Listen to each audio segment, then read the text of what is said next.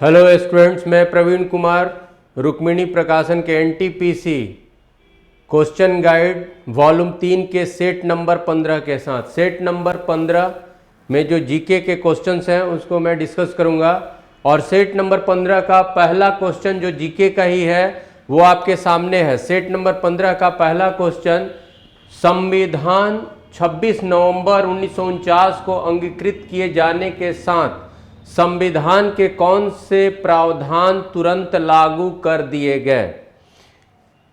ये क्वेश्चन है कि 26 नवंबर 1949 को जब हमारा संविधान बन के तैयार हुआ और भारतीय संविधान सभा द्वारा उसे अंगीकृत किया गया, तो उस दिन नवनिर्मित भारतीय संविधान के कौन कौन प्रोविजन लागू हुए। नागरिकता का प्रावधान, चुनाव संबंधी प्रावधान, अंतरिम संसद संबंधी प्रावधान, उपर्युक्त सभी प्रावधान। इसमें आपका आंसर जो होगा वो हो जाएगा डी, आंसर डी, उपर्युक्त सभी प्रावधान। फिर से क्वेश्चन को समझेंगे। भारतीय संविधान का निर्माण एक संविधान सभा द्वारा हुआ है।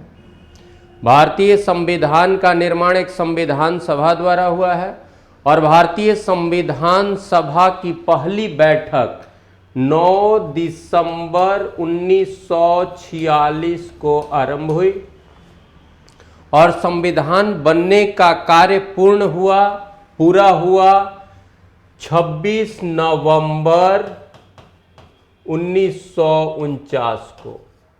भारतीय संविधान को बनने में कितना समय लगा? तो 2 वर्ष 11 माह 18 दिनों का समय लगा।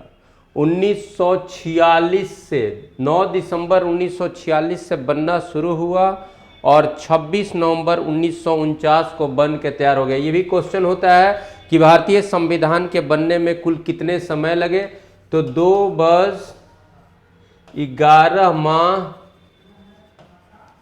18 दिन। और ये कैलकुलेशन यहाँ से यहाँ तक 9 दिसंबर 1946 को भारतीय संविधान सभा की प्रथम बैठक हुई और 26 नवंबर 1949 को भारतीय संविधान बन के तैयार हुआ। 26 नवंबर 1949 को नवनिर्मित भारतीय संविधान को भारतीय संविधान सभा ने अंगीकृत किया, लेकिन उस संविधान को पूर्ण रूप से 26 नवंबर 1949 को लागू नहीं किया गया। ये नवनिर्मित भारतीय संविधान पूर्ण रूप से लागू हुआ 26 जनवरी 1950 को। और जब हमारा संविधान लागू हुआ पूर्ण रूप से, तो वही जो डेट है हमारे लिए रिपब्लिक हुआ और Bharat, India became a republic on 26 जनवरी 1950। तो 26 नवंबर 1950 को भारत गणतंत्र की श्रेणी में आया, यानी उस दिन संविधान पूर्ण रूप से लागू हुआ। तो साहब, संविधान तो बन के तैयार हो गया 26 नवंबर 1949 को ही, लेकिन उसको लागू किया गया, पूर्ण रूप से लागू किया गया 26 जनवरी 1950 को। 2 माह के बाद, संविधान बन के तैयार हो जाने के 2 माह के बाद संविधान को पूर्ण रूप से लागू किया गया, एग्जीक्यूट किया गया और उस दिन भारत रिपब्लिक हुआ, रिपब्लिक की श्रेणी में आया, गणतंत्र हुआ। अब इसके पीछे भी एक बात है कि आखिर 2 माह की देरी क्यों की गई। तो 26 जनवरी का भारतीय राष्ट्रीय कांग्रेस में एक ऐतिहासिक महत्व था और वो महत्व क्या था मैं शॉर्ट में बता रहा हूं। कांग्रेस के 1929 के कांग्रेस के अधिवेशन में 31 दिसंबर 1929 को कांग्रेस अध्यक्ष जवाहरलाल नेहरू ने यह घोषणा किया था कि भारत का उद्देश्य, कांग्रेस का उद्देश्य अपूर्ण स्वराज्य की प्राप्ति है। और उन्होंने यह भी उस दिन घोषणा किया था, किस दिन? 31 दिसंबर 1929 को उन्होंने यह घोषणा किया था कि अगले 26 जनवरी को, यानी 26 जनवरी 1930 को भारतीय राष्ट्रीय कांग्रेस स्वतंत्रता दिवस मनाएगी। और भारतीय राष्ट्रीय कांग्रेस की ओर से पहला स्वतंत्रता दिवस 6 जनवरी 1930 को ही मनाया गया था। और फिर 26 जनवरी 1930 को तो भारतीय राष्ट्रीय कांग्रेस द्वारा पहली बार स्वतंत्रता दिवस कब मनाया गया था? 26 जनवरी 30 को, और इस तिथि की ऐतिहासिकता को देखते हुए ही, इस तिथि के महत्व को, कांग्रेस के इतिहास में इस तिथि के महत्व को देखते हुए ही नवनिर्मित भारतीय संविधान को 26 नवंबर 1949 के बजाय लागू किया गया। भारतीय संविधान को पूर्ण रूप से 26 जनवरी 1950 को। ये सब इतिहास की बातें हैं, लेकिन 26 नवंबर 1949 को भी नवनिर्मित भारतीय संविधान के कुछ प्रोविजन को लागू किया गया था। कौन कौन प्रोविजन?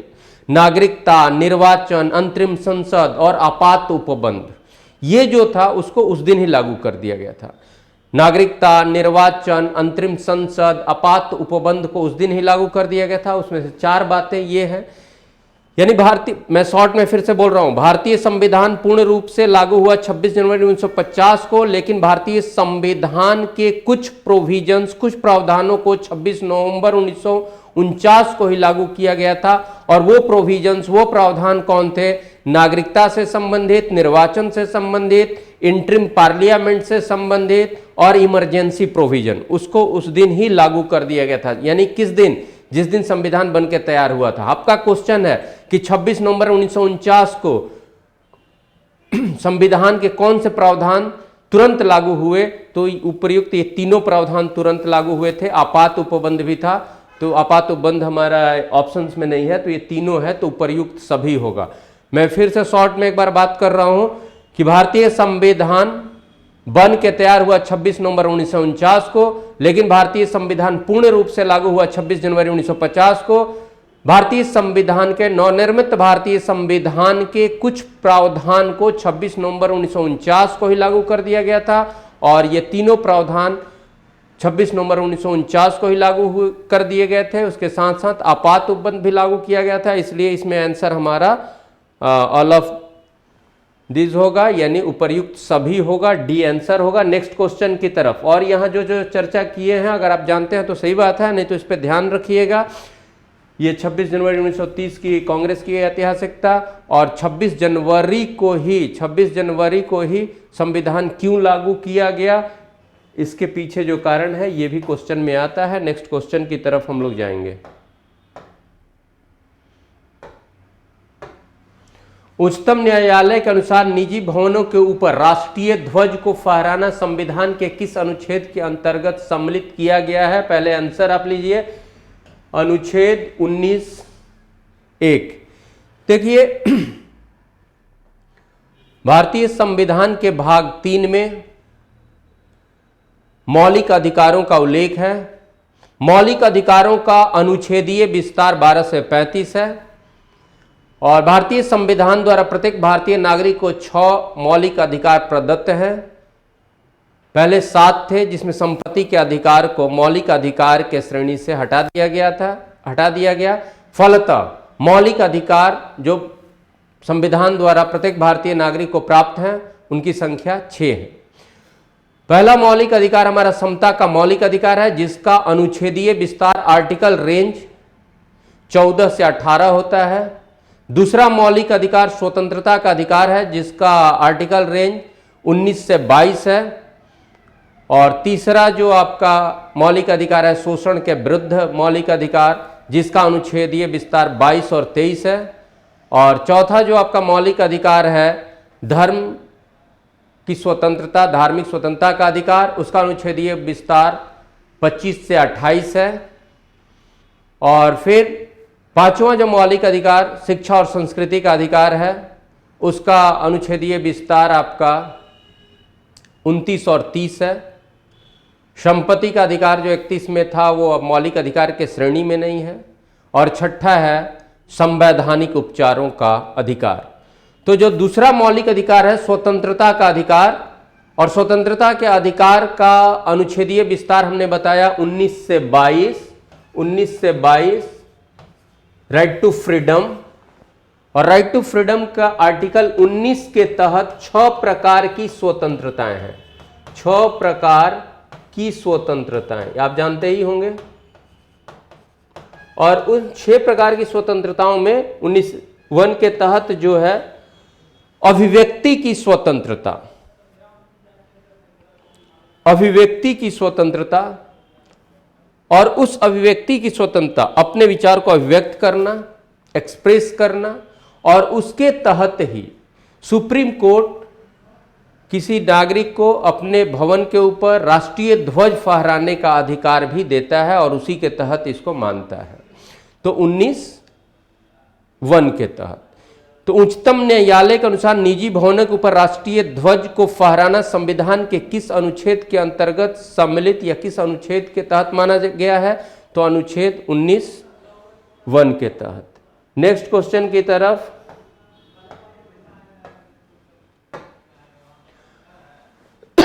राष्ट्रपति द्वारा संसद के दोनों सदनों के लिए कुल कितने सदस्यों को मनोनीत किया जाता है?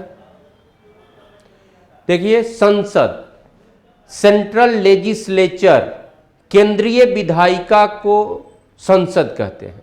भारतीय संविधान द्वारा केंद्रीय विधायिका के लिए जो स्पेसिफिक वर्ड दिया गया है वो संसद, इंग्लिश में पार्लियामेंट। संसद के 2 सदन हैं, लोकसभा और राज्यसभा।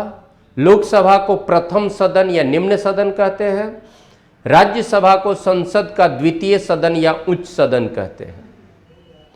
तो कभी अगर क्वेश्चन आएगा कि संसद के कितने अंग, तो 3 बोलिएगा। लोकसभा, राज्यसभा और राष्ट्रपति। अंग पूछेगा तो 3। और संसद के कितने सदन, तो 2। लोकसभा, राज्यसभा। लोकसभा प्रथम सदन या निम्न सदन, फर्स्ट हाउस और लोअर हाउस।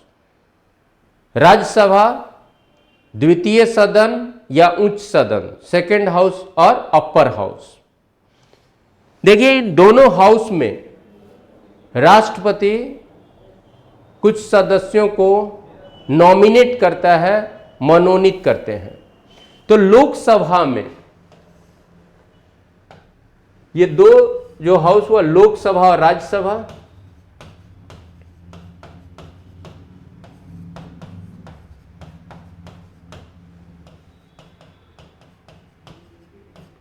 सदन, हाउस, लोकसभा, राज्यसभा। लोकसभा में मैक्सिमम सीट कितना हो सकता है? तो वो 552 है, और 552 में 552 हो सकता है, जो अभी 545 है। तो 552 में 550 + 2, और जो अभी है जो व्यवस्था वो 543 + 2। यानी लोकसभा में राष्ट्रपति 2 व्यक्ति को मनोनीत कर सकते हैं। मनोनीत यानी नॉमिनेट, बिना चुनाव के उनको लोकसभा में सदस्य बना सकते हैं 2 व्यक्ति को राष्ट्रपति। उसमें प्रोविजन है, यदि राष्ट्रपति को यह प्रतीत हो कि लोकसभा में आंग्ल भारतीय समुदाय का समुचित प्रतिनिधित्व उपलब्ध नहीं है, तो राष्ट्रपति लोकसभा में आंग्ल भारतीय समुदाय से 2 व्यक्तियों का मनोनयन कर सकते हैं। यह बाध्यकारी नहीं है, मैंडेटरी नहीं है कि हमेशा होगा ही। अब प्रोविजन को देखें, संविधान में जो लिखा हुआ है, यदि राष्ट्रपति को यह प्रतीत हो, if president feels that there is no appropriate representation of Anglo Indian community in Lok Sabha, तो वो 2 लोगों को, then he can nominate maximum 2 members from the community यानी Anglo Indian community in the house. यदि राष्ट्रपति को यह प्रतीत हो कि लोकसभा में आंग्ल भारतीय समुदाय का उचित प्रतिनिधित्व उपलब्ध नहीं है, तो लोकसभा में आंग्ल भारतीय समुदाय से राष्ट्रपति 2 लोगों का मनोनयन कर सकते हैं। और राज्यसभा की बात,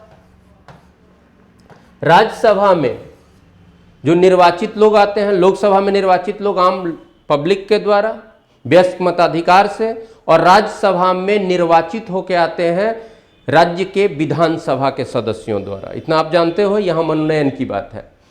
राज्यसभा में राष्ट्रपति 12 व्यक्तियों को मनोनीत करते हैं, कर सकते हैं नहीं, 12 व्यक्तियों को मनोनीत करते हैं।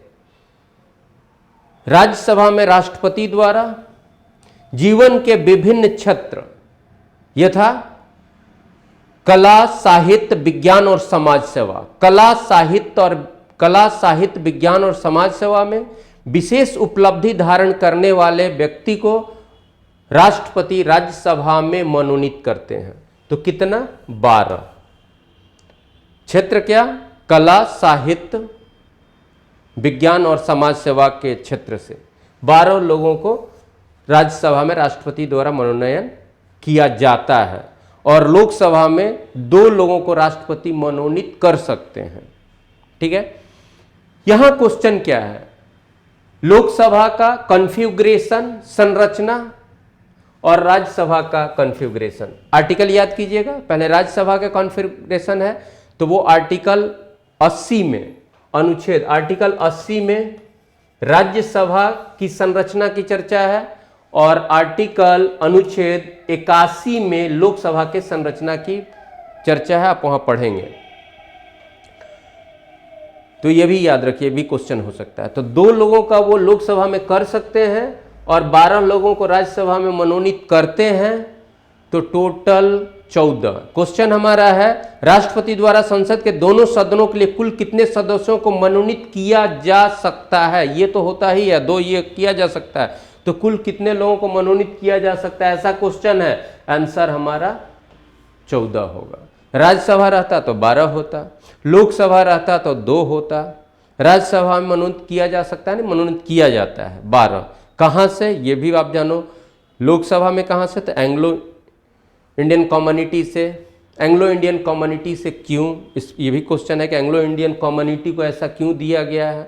तो इसलिए दिया गया है कि एंग्लो इंडियन कम्युनिटी के लोग एक जगह बहुत इस तरह से नहीं थे और हमारे संविधान निर्माताओं को लगा कि वो स्कैटर्ड वे में है अलग अलग जगह पर, और हो सकता है कि उनका प्रतिनिधित्व वहाँ नहीं उपलब्ध हो पाए, उनका प्रतिनिधित्व करने वाला कोई नहीं जा पाए, इसलिए ये बात संविधान में रखा गया है। अगर ऐसे ही एंग्लो इंडियन कम्युनिटी से ज़्यादा लोग निर्वाचित होकर आए हैं तो ये 2 मनोनयन नहीं भी किया जा सकता है।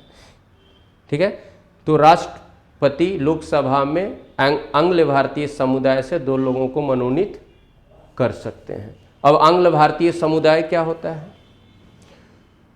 तो वैसा भारतीय नागरिक जिसके पूर्वज यूरोपियन रेस का रहा हो और भारत के स्वतंत्र होने के पहले ही भारत में बस गए थे।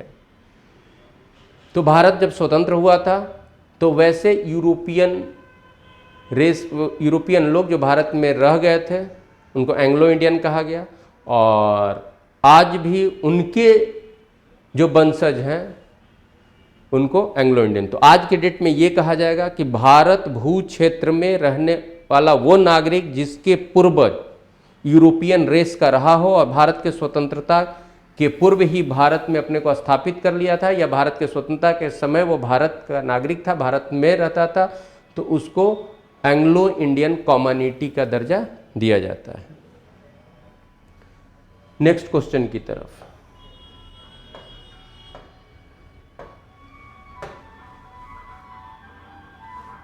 इसके बाद हम लोग का क्वेश्चन 24 नंबर पे मिलेगा।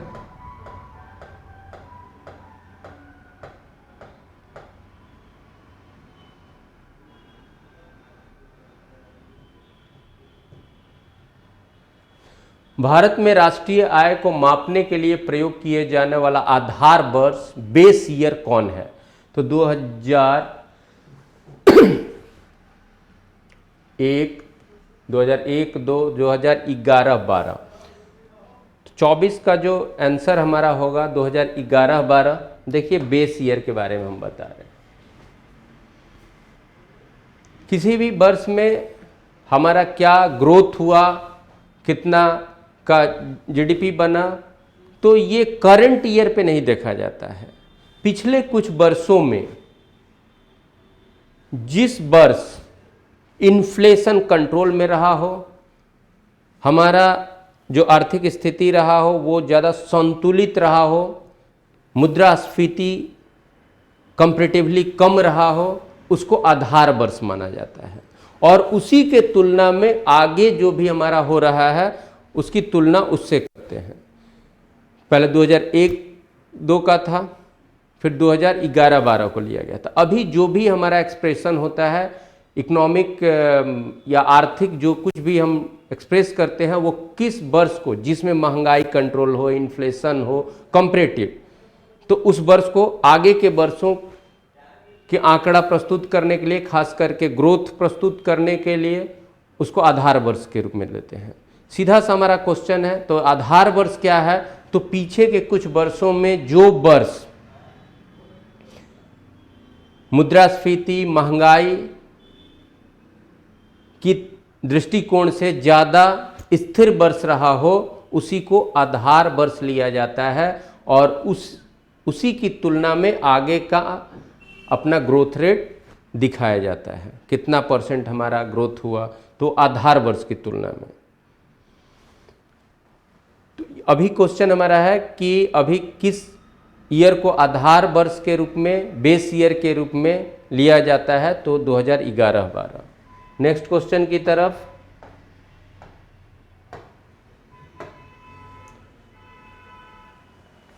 अब ये क्वेश्चन है, साल्टोरा पर्वतमाला कहाँ स्थित है? लद्दाख में, काराकोरम पर्वतमाला के अंग के रूप में, विंध्याचल में, पश्चिम घाटों के एक अंग के रूप में।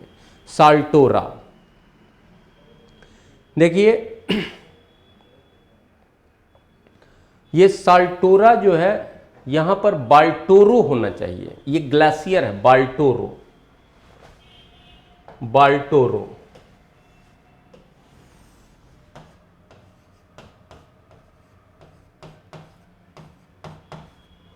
और ये कहां पर है, तो काराकोरम पर्वतमाला के एक अंग के रूप में, काराकोरम।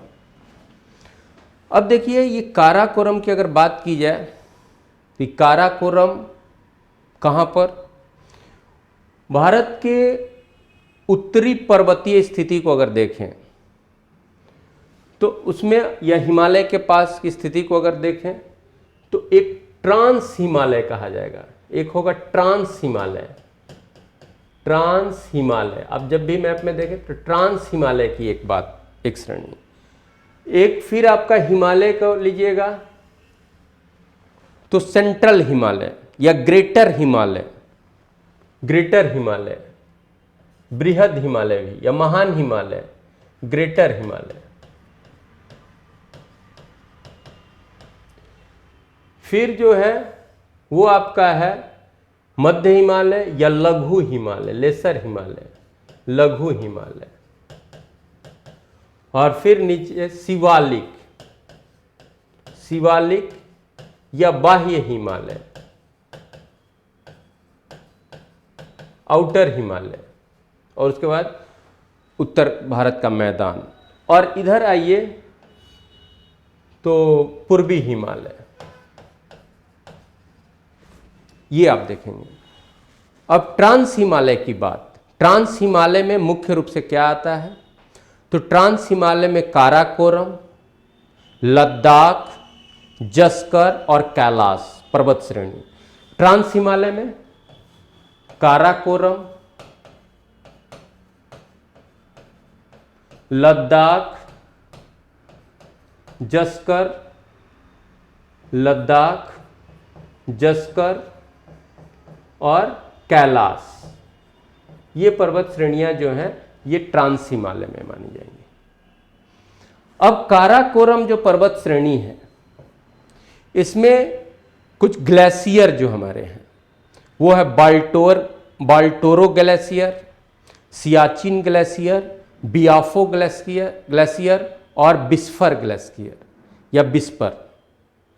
तो सियाचिन, बाल्टोरो, विस्पर और हिस्पर, बाल्टोरो, सियाचिन, हिस्पर और आपका बियाफो, बियाफो। फिर से आप सुनेंगे, काराकोरम श्रेणी में सियाचिन ग्लेशियर है, बाल्टोरो ग्लेशियर है, हिस्पर ग्लेशियर है और बियाफो ग्लेशियर है। अब क्वेश्चन हमारा है साल्टोरो पर्वतमाला कहाँ स्थित है, तो तो साल्टोरो के जगह पर ये बाल्टोरो ग्लेशियर है या पर्वतमाला। तो बाल्टोरो कहाँ है? काराकोरम पर्वत में। अगर ये सीधे ऐसा कह देता कि बाल्टोरो पर्वतमाला कहाँ है, ट्रांस हिमालय में है, ग्रेटर हिमालय, लघु हिमालय या शिवालिक या पूर्वी हिमालय, तो आंसर होता आपका ट्रांस हिमालय। यह क्वेश्चन होता काराकोरम किस में आता है? ग्रेटर हिमालय में आता है, लघु हिमालय, पूर्वोत्तर हिमालय या पूर्वी हिमालय या ट्रांस हिमालय, तो ट्रांस हिमालय। तो आप यहाँ पर ध्यान में रखेंगे ट्रांस हिमालय। ट्रांस हिमालय में आता है काराकोरम, लद्दाख, जस्कर, कैलाश, फिर ग्रेटर हिमालय, लघु हिमालय, फिर शिवालिक या बाह्य हिमालय, आउटर हिमालय और पूर्वी हिमालय। अब है काराकोरम जो श्रेणी है उसमें कुछ इंपॉर्टेंट जो ग्लेशियर हैं उसमें सियाचिन है, बाल्टोरो है, हिस्फर है, बियाफो है। हमारा क्वेश्चन है बाल्टोरो पर्वतमाला कहाँ स्थित है? तो काराकोरम पर्वतमाला के एक अंग के रूप में, तो काराकोरम। नेक्स्ट क्वेश्चन की तरफ।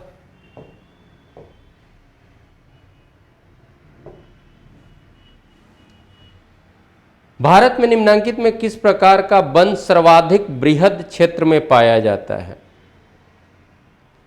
ये 26 नंबर पर क्वेश्चन है कि भारत में सबसे अधिक किस प्रकार का वन पाया जाता है। ऑप्शन है पर्वतीय आर्द्र शीतोष्ण वन, उपोष्ण शुष्क सदाबहार वन, उष्ण कटिबंधीय शुष्क पर्णपाती वन, उष्ण कटिबंधीय आर्द्र सदाबहार वन। पहले आंसर जानिए।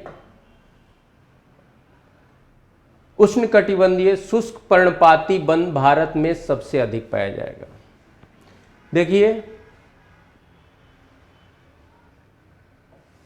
कटिबंध की जो बात होती है आप जानते हो, इक्वेटर, कर्क रेखा, मकर रेखा, और इसको हम लोग उष्ण कटिबंध कहते हैं। उष्ण कटिबंध, ट्रॉपिकल जोन या टॉरिड ट्रॉपिकल जोन, उष्ण कटिबंध। फिर 66.5 तक जो आता है आर्कटिक सर्कल, फिर यहाँ 66.5 तक अंटार्कटिक सर्कल। तो ये जो पार्ट होता है इसको हम लोग शीतोष्ण कहते हैं या उपोष्ण, शीतोष्ण कहेंगे। और ये जो हमारा होगा उत्तरी शीत कटिबंध, दक्षिणी शीत कटिबंध। भारत जो हम लोग का है वो उष्ण कटिबंध में भी है, कुछ भाग शीतोष्ण में भी है जो अक्षांशीय विस्तार के हिसाब से। लेकिन भारत का जो जलवायु है वो उष्ण जलवायु ही मुख्य रूप से है। तो भारत में जो वन है वो उष्ण कटिबंधीय है। अब उष्ण कटिबंधीय तो हो गया उष्ण कटिबंधीय आर्द्र सदाबहार। सदाबहार वन बोलते हैं, एवरग्रीन फॉरेस्ट बोलते हैं, जो जिसके वृक्ष के पत्ते जो होते हैं हमेशा हरे रहते हैं, वो एक साथ पत्ता नहीं गिराता है। और पर्णपाती डेसिडियस फॉरेस्ट होता है कि एक साथ पत्ता गिरा देता है एक बार, फिर उसमें पत्ते आते हैं। तो उष्ण कटिबंध तो होगा। पर्णपाती भी हमारा ज़्यादा वन पर्णपाती है और शुष्क पर्णपाती। देखिए ये वर्षा रेनफॉल के हिसाब से है। तो हमारे यहाँ जो स्थिति है उष्ण कटिबंधीय सदाबहार, सदाबहार वन वो होगा जहाँ वार्षिक वर्षा 250 सेंटीमीटर से अधिक। इसके लिए वर्षा चाहिए 250 सेंटीमीटर से अधिक। उष्ण कटिबंधीय आर्द्र सदाबहार वन के लिए। और आर्द्र पर्णपाती, उष्ण कटिबंधीय आर्द्र पर्णपाती तो दिया हुआ नहीं है। आर्द्र पर्णपाती अगर आर्द्र सदाबहार करके यहीं पर अगर कर देता आर्द्र पर्णपाती, आर्द्र लगा देता पर्णपाती कर देता, तो इसमें वर्षा चाहिए एनुअल वर्षा उसमें 200 सेंटीमीटर से 100 सेंटीमीटर। और उष्ण कटिबंधीय ये आर्द्र सदाबहार के जगह पर अगर आर्द्र पर्णपाती रहता तो उसमें वर्षा इतना चाहिए।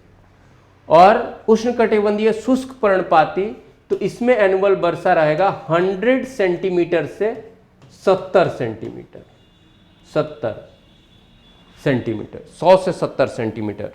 और ज़्यादा जगह हमारी वर्षा इस तरह की ही है। तो हमारा जो वन है, अधिकांश जो हमारे वन है वो उष्णकटिबंधीय शुष्क पर्णपाती वन है। तो किस प्रकार का वन सर्वाधिक बृहद क्षेत्र में पाया जाता है? उष्णकटिबंधीय शुष्क पर्णपाती। तो सी आंसर होगा। नेक्स्ट क्वेश्चन की तरफ।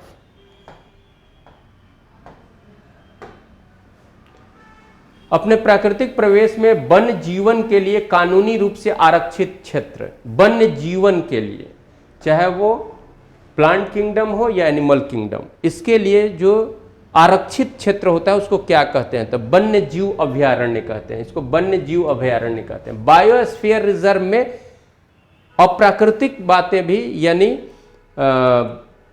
वो मिट्टी उट्टी सबको लिया जाता है। बायोस्फीयर रिजर्व में मिट्टी, जल, जो जल, वो सब चीज ले लिया जाए बायोस्फीयर में। लेकिन वन्य जीव अभयारण्य में लाइफ किंगडम की बात को, यानी चाहे वो प्लांट हो या एनिमल हो, उस क्षेत्र में उस वन के उनकी रक्षा के लिए, उनकी सुरक्षा की बात होती है वो, तो इसको बोलते हैं वन्य जीव अभयारण्य। तो अपने प्राकृतिक परिवेश में वन्य जीवन के लिए कानूनी रूप से आरक्षित क्षेत्र को क्या कहते हैं? वन्य जीव अभयारण्य। नेक्स्ट क्वेश्चन की तरफ। भारत में चांदी की उपलब्धता के प्राचीनतम साक्ष्य मिलते हैं। बहुत अच्छा क्वेश्चन। तो देखिए, इसमें आपका आंसर होगा हड़प्पा संस्कृति। हड़प्पा के लोग चांदी से परिचित थे। हड़प्पा के लोग चांदी से परिचित थे और भारत की जो नोन ज्ञात सभ्यताएं हैं उनमें सर्वाधिक प्राचीन सभ्यता के रूप में हम लोग हड़प्पा सभ्यता या सिंधु घाटी सभ्यता भी उसको कहेंगे। सिंधु घाटी सभ्यता क्योंकि वो सभ्यता मुख्य रूप से सिंधु घाटी क्षेत्र में फैली हुई थी। उसका फैलाव, उसका प्रसार मुख्य रूप से सिंधु घाटी क्षेत्र, सिंधु घाटी क्षेत्र के बाहर भी उसके कुछ स्थल मिले हैं, लेकिन मुख्य रूप से अधिकांश उसका फैलाव जो था वो सिंधु घाटी क्षेत्र में, इसलिए उसको सिंधु घाटी सभ्यता। उस सभ्यता की पहली खुदाई, औपचारिक खुदाई हड़प्पा नामक स्थान से हुई, इसलिए इसको हड़प्पा सभ्यता भी कहते हैं। हड़प्पा सभ्यता भी कहते हैं, हड़प्पा संस्कृति, संस्कृति। तो हड़प्पा सभ्यता के लोग चांदी से परिचित थे। तो भारत में चांदी की उपलब्धता का प्राचीनतम साक्ष्य, अर्लीस्ट एविडेंस जो है वो हड़प्पा संस्कृति से।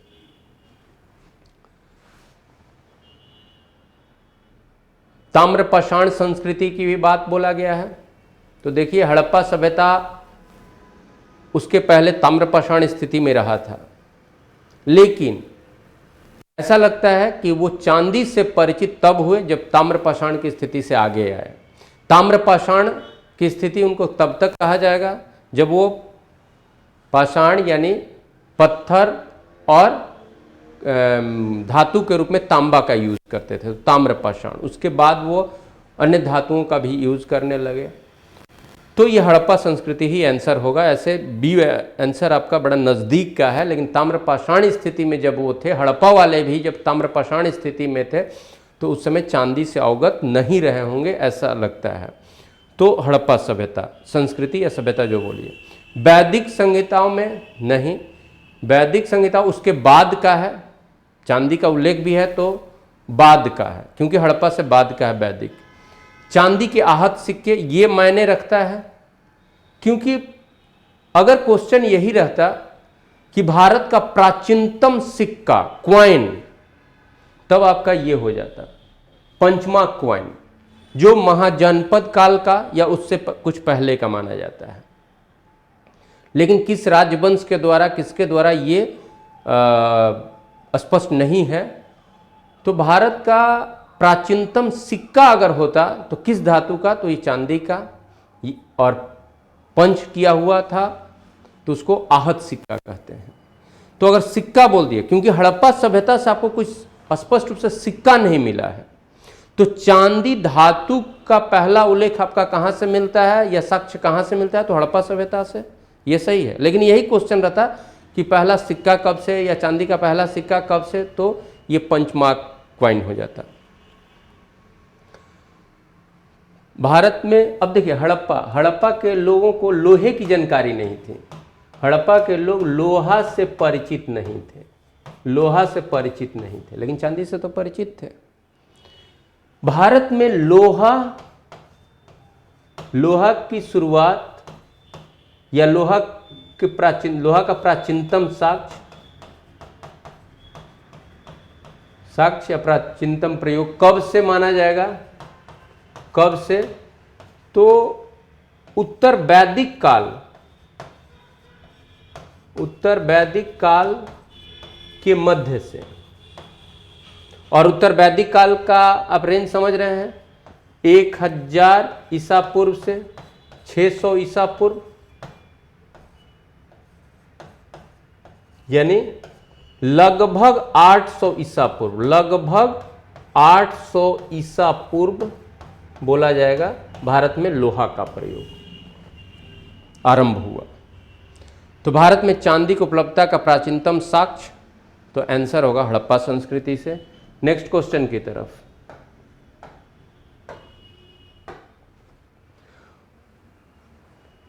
भारत का कौन सा क्षेत्र प्राचीन काल में अवंतिका के नाम से जाना जाता है? तो ये आपका रुहेलखंड, आज रुहेलखंड अवंतिका क्षेत्र के रूप में। महाजनपद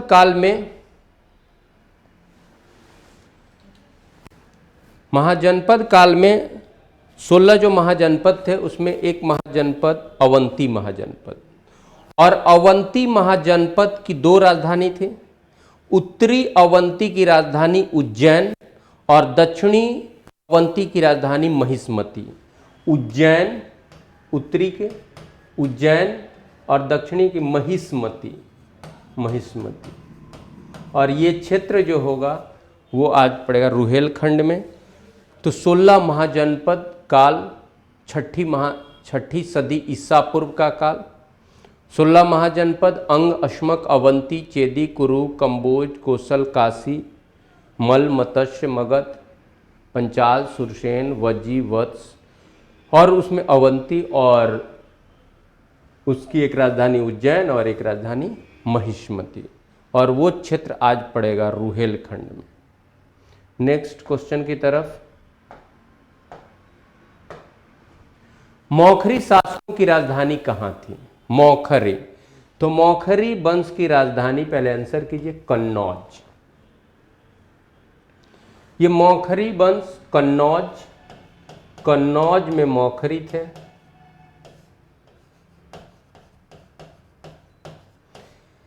इधर आप दिल्ली हरियाणा क्षेत्र में आप देखेंगे पुष्यभूति वंश का शासन था, जिसका प्रारंभिक महत्वपूर्ण जो पहला शासक प्रभाकर वर्धन, और प्रभाकर वर्धन के 3 संतान राजवर्धन, हर्षवर्धन और राजश्री। और राजश्री का ही विवाह मौखरी वंश में हुआ था। और इधर बंगाल क्षेत्र में गौड़ था, गौड़ राजवंश, और उस समय गौड़ राजवंश का एक शासक शशांक,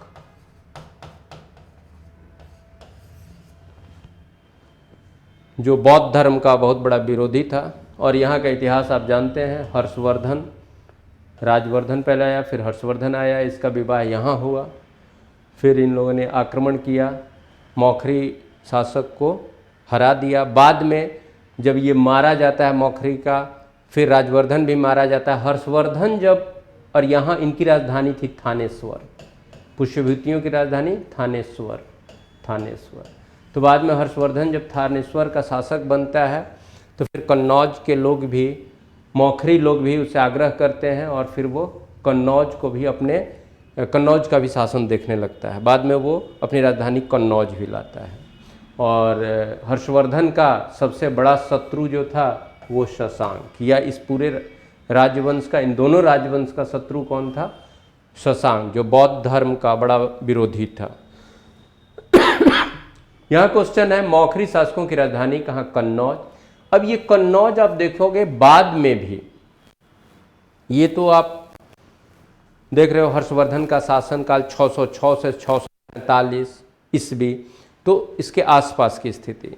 फिर 650 से 750 तक उत्तर भारत में एक तरह से राजनीतिक शून्यता रहता है, और ये आप याद भी रखोगे 650 ईस्वी से 750 ईस्वी उत्तर भारत में राजनीतिक शून्यता का काल, राजनीतिक शून्यता का काल इसको बोलते हैं, period of political vacuum in north India. ये क्वेश्चन भी आता है 650 से 750। और इसके बाद फिर इधर प्रतिहार 750 में 8वीं सदी प्रतिहारों का इधर होता है उत्तर और उत्तर पश्चिम में, उधर उत्तर पूर्व और उत्तर मध्य में फिर पाल आता है, और नीचे में एक महत्वपूर्ण राष्ट्रकूट। फिर कन्नौज पर एक बार और हम बताए थे, कन्नौज पर त्रिगुटीय संघर्ष कन्नौज के लिए होता है, और वो संघर्ष किनके बीच में, प्रतिहार, इधर आपका पाल और साउथ के राष्ट्रकूट। ये क्वेश्चन बहुत बार पूछता है कि कन्नौज पर अधिकार के लिए किन तीनों के बीच त्रिगुटीय संघर्ष, तो प्रतिहार, पाल और राष्ट्रकूट, प्रतिहार, पाल और राष्ट्रकूट। लेकिन ये बात जो है 750 AD के बाद की। नेक्स्ट क्वेश्चन,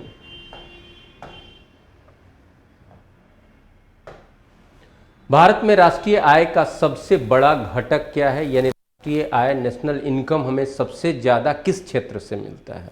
सेवा क्षेत्र, कृषि क्षेत्र, व्यापार क्षेत्र, उद्योग क्षेत्र। देखिए यहाँ पर जो आंसर होगा वो सर्विस सेक्टर। देखिए जितनी आर्थिक गतिविधियां हैं उन आर्थिक गतिविधियों को मुख्य रूप से 3 सेक्टर में बांटा जाएगा। बांटने का अलग अलग तरीका होता है। एक है प्राइमरी सेक्टर यानी प्राथमिक क्षेत्र,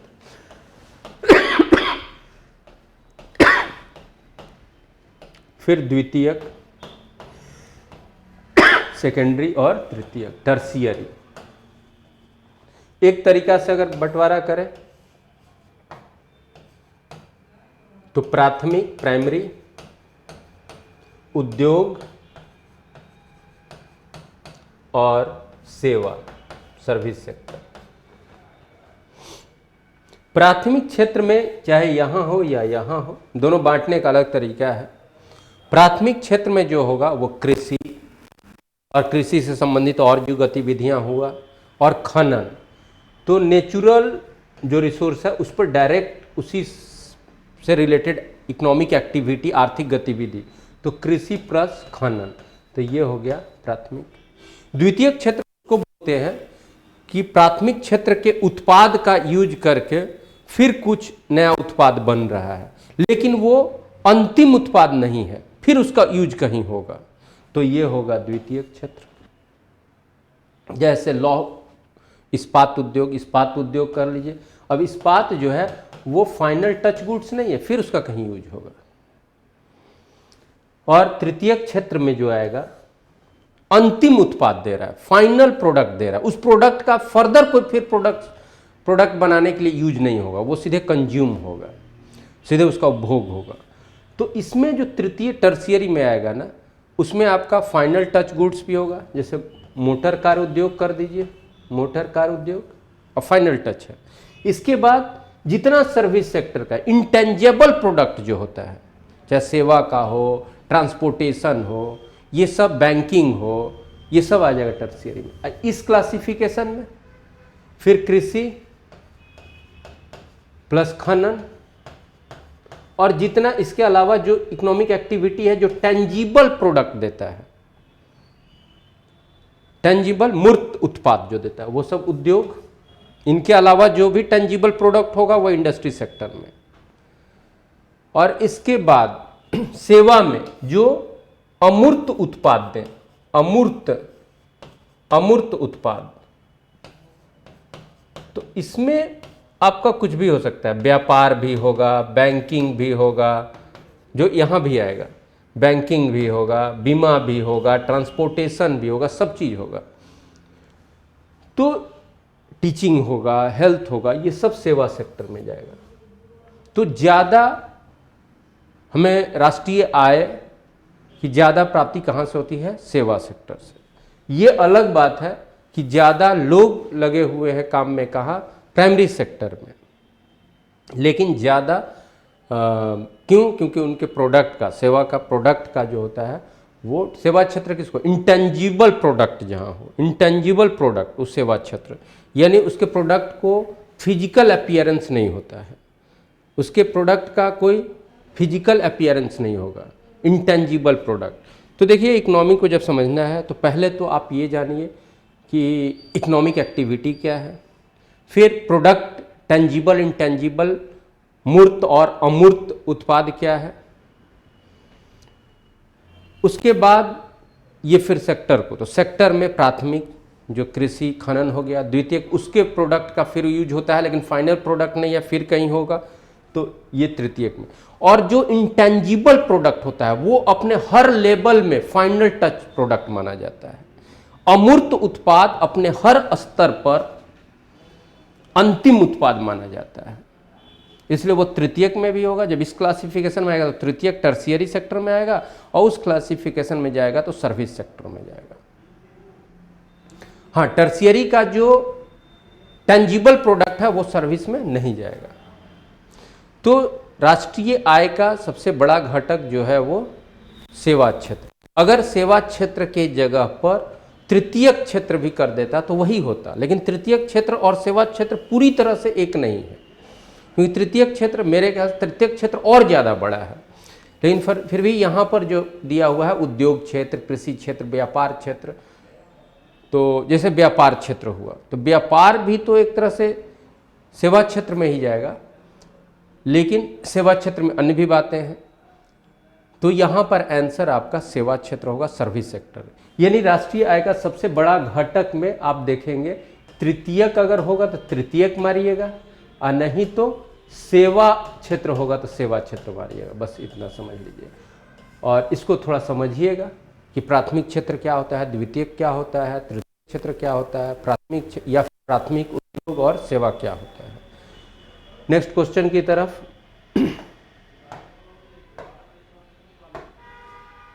रंगोली बिहू कब आयोजित किया जाता है? तो ये अप्रैल के महीने में किया जाता है, और कहाँ? तो ये असम में, फसल कटाई के बाद नए वर्ष के उत्सव के रूप में असम में, असम में बिहू असम का पर्व है, और फसल कटाई के बाद, फसल कटाई के बाद नौ वर्ष का पर्व एक तरह से है।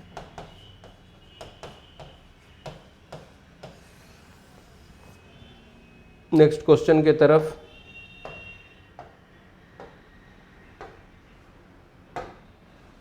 घास का सबसे लंबा और सबसे मोटा प्रकार क्या है? देखिए अल्फाल्फा है, चारा है, लाइकेन है, बांस है। तो बांस को भी, बांस को बॉटनी में घास के अंदर रखा जाता है, और सबसे लंबा और सबसे मोटा प्रकार का जो घास है वो बांस है, इसलिए आंसर बांस भी बॉटनी में, वनस्पति शास्त्र में घास के अंदर आता है, इसलिए यहाँ आंसर बांस होगा। नेक्स्ट क्वेश्चन की तरफ।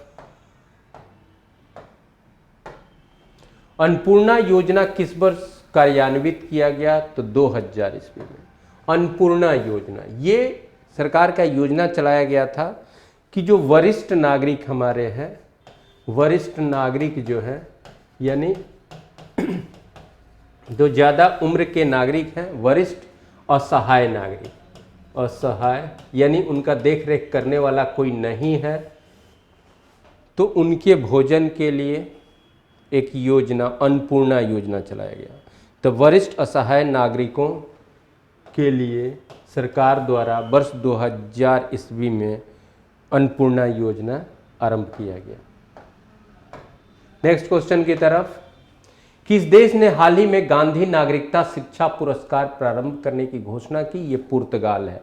गांधी के विचारों को पुर्तगाल अपने यहाँ बढ़ाने के लिए, विश्व में गांधी के विचार की अहमियत को दर्शाने के लिए पुर्तगाल सरकार ने गांधीज्म को बढ़ाने के लिए हाल ही में दिसंबर 2019 में गांधी नागरिकता शिक्षा पुरस्कार देने की घोषणा किया है। गांधी नागरिकता शिक्षा पुरस्कार हाल ही में, ये हाल ही में नहीं, कुछ पहले दिसंबर 2019 में पुर्तगाल के प्रधानमंत्री अंतोनियो कोस्टा ने, अंतोनियो कोस्टा, पुर्तगाल के प्रधानमंत्री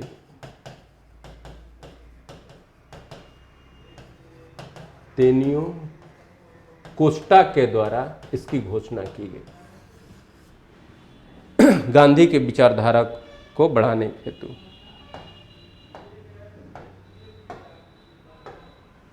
हाल ही में जारी फोर्ब्स इंडिया 2019 के सूची में कमाई के मामले में किसे शीर्ष स्थान पर रखा गया है?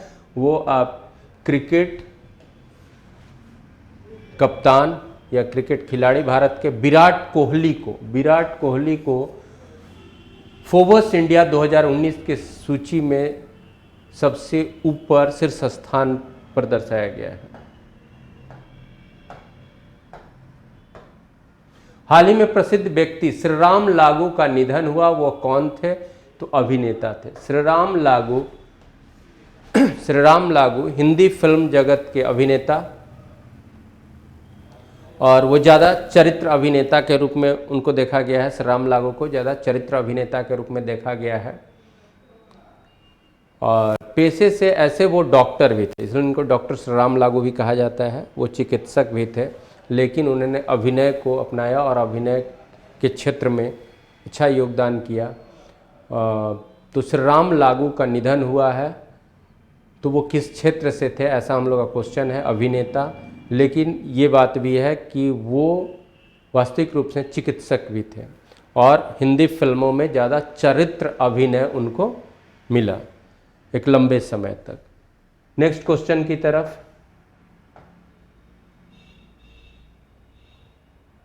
तो इसका आंसर हो गया अभिनेता, और नेक्स्ट क्वेश्चन हम लोग देखेंगे। हाल ही में हुई घोषणा के अनुसार कितने लेखकों को साहित्य अकादमी पुरस्कार, 2019 के साहित्य अकादमी पुरस्कार में कुल 23 लेखकों को चुना गया है। 23 लेखकों को साहित्य अकादमी पुरस्कार देने की घोषणा हुई। 2019 के साहित्य अकादमी पुरस्कार कितने लोगों को देने की घोषणा हुई है? कुल 23 लोगों को।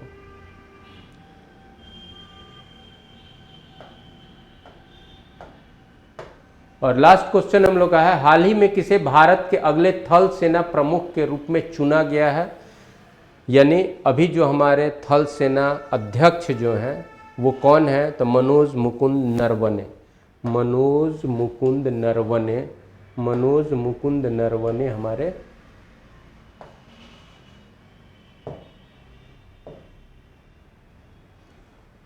मनोज मुकुंद नरवणे भारत के थल सेनाध्यक्ष हैं। इसके पहले बिपिन रावत थे, जिनको चीफ ऑफ डिफेंस स्टाफ बनाया गया। बिपिन रावत, ये पहली बार बनाया गया था। बिपिन रावत इसके पहले थे, और उनको CDS बनाया गया, चीफ ऑफ डिफेंस स्टाफ। ये पद जो किया गया, ये एक तरह से ये तीनों अंग के हेड हुए, और तीनों अंगों में यानी थल सेना, नौसेना और वायु सेना में अच्छा कोऑर्डिनेशन हो किसी भी काम के लिए, इसके लिए एक पोस्ट क्रिएट किया गया, CDS chief of defence staff. और बिपिन रावत जो मनोज मुकुंद नरवणे के पहले थल सेनाध्यक्ष थे, थल सेना के प्रमुख थे, उनको CDS बनाया गया, चीफ ऑफ डिफेंस स्टाफ बनाया गया। तो अभी वर्तमान में हमारे जो थल सेना प्रमुख हैं वो मनोज मुकुंद नरवणे हैं। इसके साथ ही हमारा ये सेट 15 का जनरल नॉलेज के जो क्वेश्चंस हैं वो कंप्लीट होता है। फिर अगले सेट के साथ हम लोग मिलेंगे। Thank you very much.